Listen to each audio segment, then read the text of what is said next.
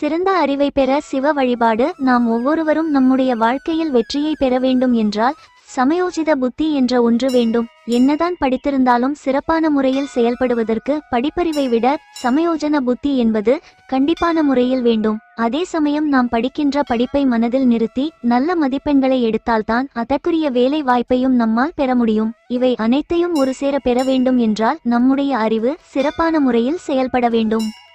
சிறந்த அறிவை பெற வழிபாடு படிக்கின்ற பிள்ளைகளாக இருந்தாலும் சரி, பெரியவர்களாக இருந்தாலும் சரி, அவர்களால் ஒரு செயலை சிறப்பாக செய்ய இயலவில்லை என்னும் பட்சத்தில் அவர்களுக்குரிய அறிவுத்திறன் என்பது குறைவாக இருக்கிறது என்றேதான் பொருள்படும். அப்படிப்பட்ட அறிவுத்திறனை சிறப்பான முறையில் மாற்றுவதற்கு முப்பெரும் தேவர்களில் ஒருவராக திகழக்கூடிய சிவபெருமான் அருள் புரிகிறார். சிவபெருமானை யார் ஒருவர் தொடர்ச்சியாக வழிபாடு செய்கிறார்களோ அவர்களுடைய வாழ்க்கையில் பலவிதமான மாற்றங்கள் உண்டாகும் என்றாலும் இந்த முறையில் வழிபாடு செய்ய சிறந்த அறிவை பெற முடியும் என்று கூறப்படுகிறது. இந்த வழிபாட்டை அனுதினமும் செய்ய வேண்டும். இந்த வழிபாட்டிற்கு நமக்கு தேவைப்படக்கூடிய ஒன்றாக திகழ்வதுதான் சிவாம்சம் பொருந்திய ருத்ராட்சம். ருத்ராட்சம் இத்தனை எண்ணிக்கையில் தான் இருக்க வேண்டும் என்று இல்லை. வரிசையாக ருத்ராட்சத்தை கோர்த்து அதை சிவலிங்கமாக நாம் தயார் செய்ய வேண்டும்.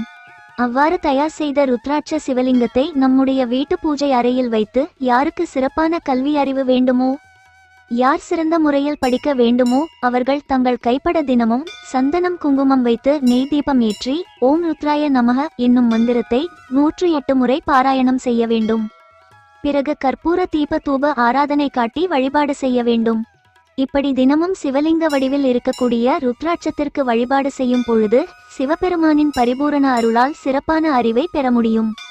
ஒரு ருத்ராட்சம் இருந்தாலேயே அதிலிருந்து நேர்மறை ஆற்றல்கள் அதிகரிக்கும், மனதை ஒருநிலைப்படுத்த முடியும் என்று கூறப்படுகிறது. அப்படிப்பட்ட ருத்ராட்சத்தை பயன்படுத்தி சிவலிங்கமாக தயார் செய்து வழிபடுவதன் மூலம் அந்த சிவலிங்கம் இருக்கக்கூடிய இடமே நேர்மறையான ஆற்றல்கள் நிறைந்த இடமாக மாறும்.